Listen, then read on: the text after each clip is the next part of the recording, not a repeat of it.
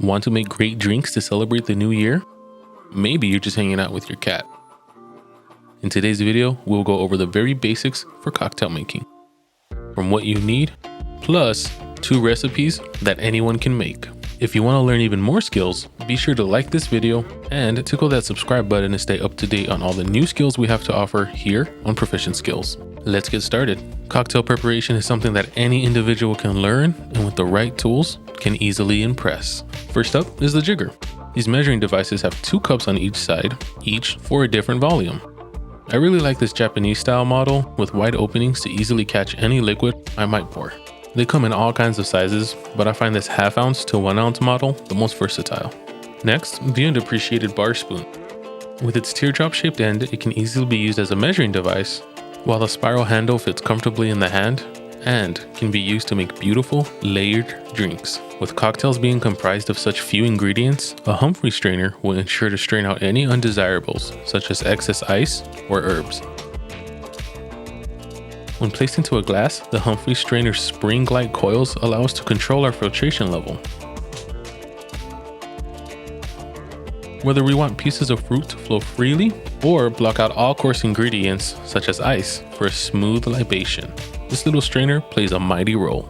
For shaking cocktails, we need a set of cocktail shakers.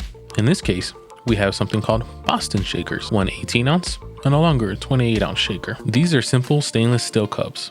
Avoid glass if you can, as glass can chip during the shaking process, and well, drinking glass is never a fun experience.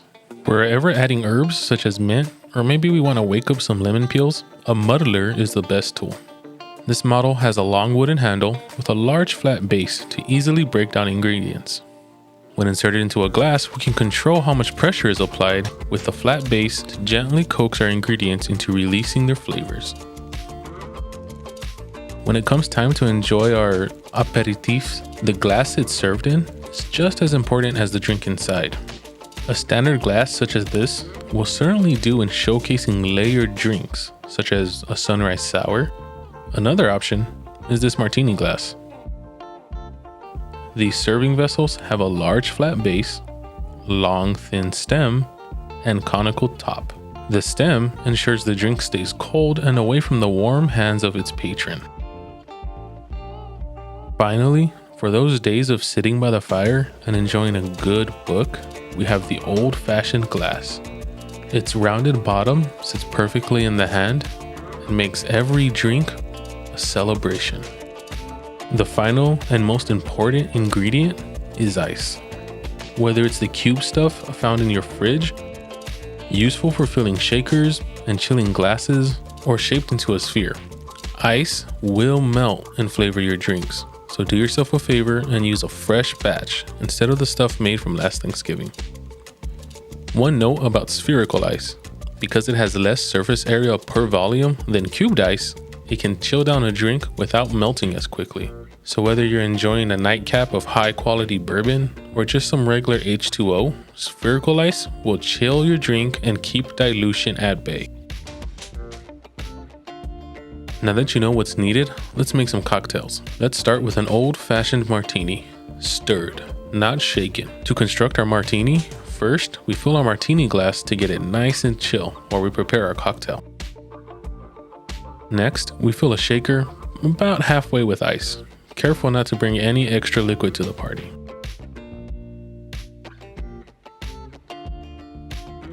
Using our jigger, we will then measure out 2½ ounces of gin. You can substitute the gin for vodka and end up with a vodkatini if you prefer. Then we add a ½ ounce of vermouth.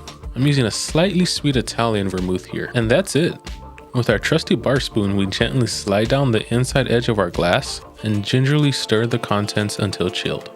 Remember, we don't want to be too aggressive here, as agitation will end up melting the ice faster, resulting in a weak, diluted martini.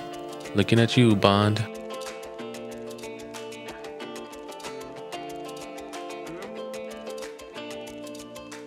Now, with our chilled glass, place the Humphrey strainer over the shaker.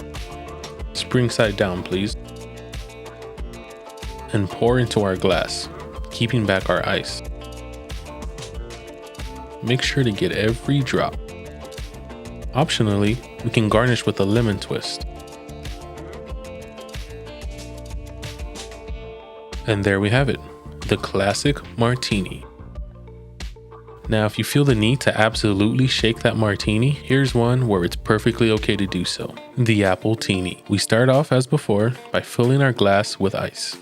This time, with both of our shakers, we fill one with ice, measure out 2 ounces of apple juice,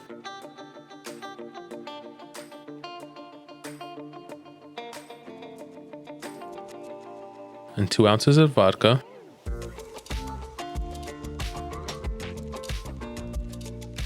Since I know that my bar spoon is a teaspoon, I can use it to measure 2 teaspoons of maple syrup,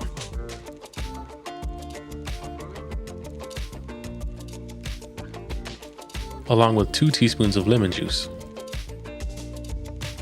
We then place the smaller shaker over our ice, give it a firm tap, and start shaking. Once the shakers are almost too cold to handle, we retrieve our chilled glass, dump out the ice we have here, take off the top, place our strainer, and pour.